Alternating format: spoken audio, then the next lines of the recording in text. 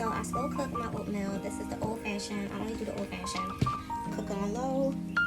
Then I sweeten it with dates while it's on the stove. Dates, I add bananas when I take it off the stove. Cinnamon, vanilla extract, and some stevia. And it's delicious. And I'll have a fried egg on the side for protein. And yeah, this is how I break my fast usually. And I usually don't eat until like 1 p.m. After I go to the gym and all the things. So